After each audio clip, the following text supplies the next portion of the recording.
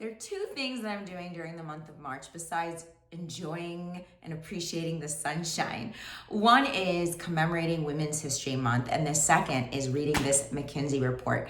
It is entitled Race in the Workplace, the Black Experience.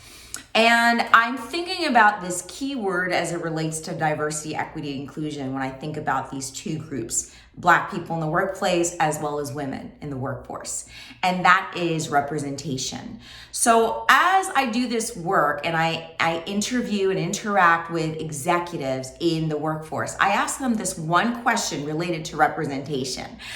And usually the question goes along the lines of, what do you not want us to become as we continue our efforts in diversity, equity, and inclusion for your organization? And without fail, I usually get the same answer.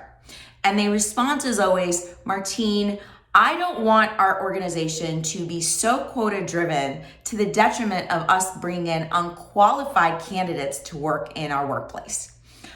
I appreciate the honesty, but I also realize that there are a couple of myths that we want to dispel in order for us to do this work the right way. So if our executives in the workforce are really believing and concerned about us bringing in unqualified candidates if we increase diversity, then we want to unpack that and we want to dispel those myths and the concerns that they have.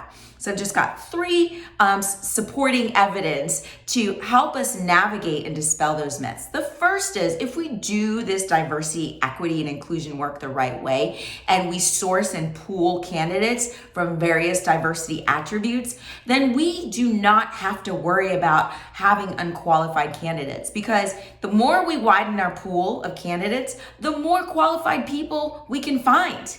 And we don't have to worry about people not being eligible to work in our workforce. So when we think about these diversity attributes, it goes beyond gender, it goes beyond race, it can include sexual orientation, and we should also consider these two categories that we often overlook.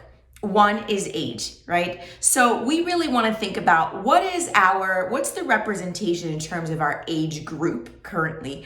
And can we widen that spectrum, right? Can we widen that spectrum and mitigate bias when we are bringing in and sourcing candidates? That's one area or one category that we should consider, right, in widening the pool. And the second is really around ableness. So thinking about people who are physically or mentally disabled and who are qualified and can contribute and add value to our workforce. So if we think about all of these categories of diversity and we're truly sourcing candidates from all these diversity attributes who are qualified, then we do not have to worry about bringing in people who are unqualified. So that's the first argument or rebuttal, I should say, to that concern. The second is, when we are concerned about quotas and bringing in people who are not qualified, we're referencing something, right?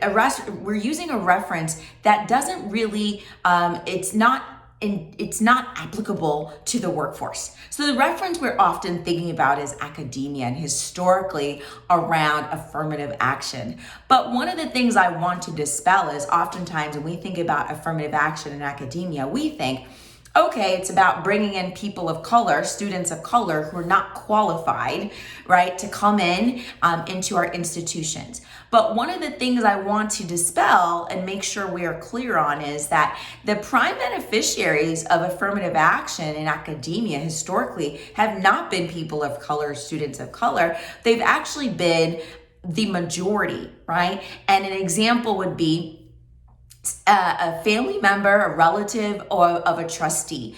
Those are typically individuals who are the beneficiaries of affirmative action. So we want to make sure that we dispel that myth that, affirmative action is really about bringing in people of color who are not qualified. So we don't need to use academia as that example. And the other point that I want to make around affirmative action and tie it back to quotas is that when we're thinking about the context of the workplace, I cannot imagine a workplace that is determined to increase productivity, that is determined to increase their return on investment, and that would even consider bringing in a candidate that's not qualified, that couldn't do the job.